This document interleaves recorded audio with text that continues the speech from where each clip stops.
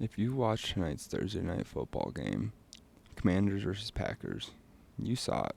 You felt it. The NFL doesn't wait for you to grow. It doesn't give you time to breathe. It lifts you up just to tear you right back down. And I'm sorry, Commander fans, but Washington is falling, and this game just exposed them. Last year, it was a fairy tale in Washington. A rookie quarterback, Jaden Daniels, was electrifying the lead with his speed, poise, and improvisation. He gave fans something they hadn't felt in years: hope. He looked like RG3 reborn, stars streaking across the sky. But in this league, hope is fragile, and nothing collapsed faster than hope built on a shaky foundation and a rookie QB. I wanted to ring the bell last week about the Commanders' upcoming regression, but after being exposed on primetime, now I'm hitting the alarm bell for Washington. Look at last year for Washington. They won 8 one-possession games. That's not sustainable. That's not repeatable. That's not real. That's the kind of stat that screams regression. You don't build dynasties on coin flips. As you can see, they can still hang around in games, and that's important if you want to win a lot in the NFL. You just can't do it 8 times a year and expect to be successful every year.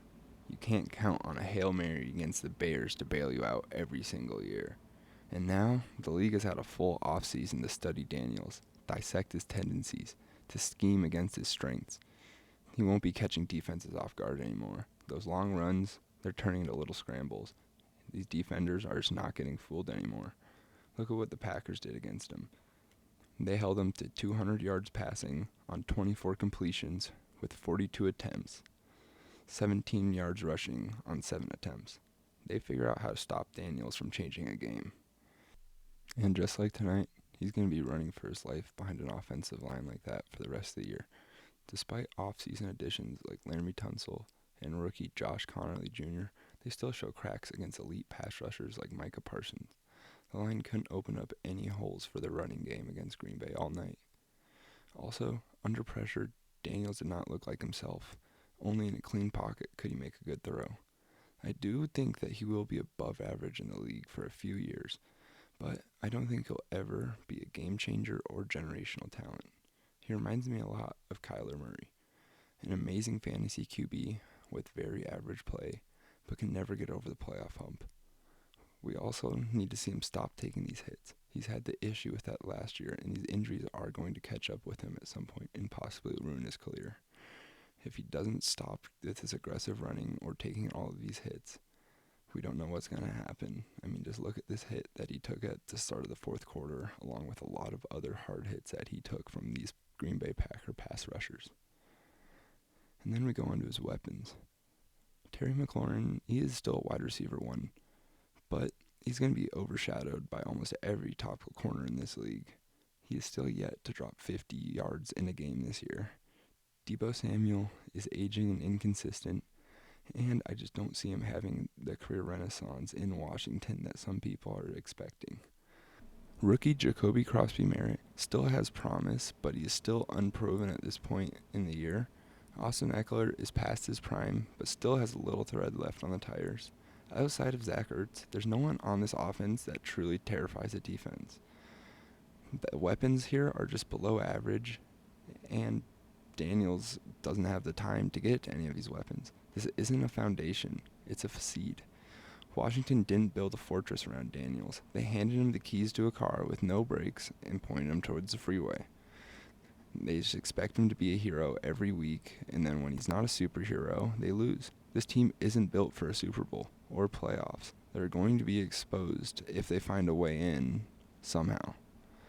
It's not just the offense. The secondary leaks big plays, as you saw in the Packers game.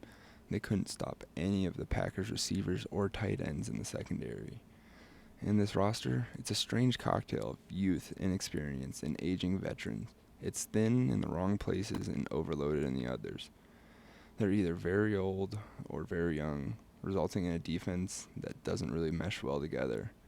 Playing against playoff caliber teams like the Eagles, Chiefs, Lions, Washington will be exposed. You could see that when they ran into Jordan Love's Packers, as he threw for nearly 300 yards and 2 touchdowns, cruising to an easy win over them, never giving them a chance to come back. They're also in the NFC East, which is no longer a joke. A couple years ago, this was debatably one of the easiest divisions in the NFL. The Cowboys are on a surge. The Eagles are still elite, and the Giants, despite their flaws, they have a talented and improving roster. There's no breathing room in this division anymore. Every week's a war. You could see this forward in week 1, as they were playing, in my opinion, the worst team in the division right now, the Giants, and they were struggling against them, and the score only looked better because of a garbage time touchdown in the 4th, but most of the game, it was a one-score game. So yes, Jane Daniels is a sensational quarterback, but the league doesn't care. It chews up young quarterbacks and spits them back out. Unless Washington finds a way to protect and support and evolve around him, they're not coming back to the NFC Championship or to the top of the mountain anytime soon. Thank you for watching to the end and checking out my first video. Like and subscribe if you enjoyed. It'd go a long way, and drop a comment on anything I missed or ideas for the next one.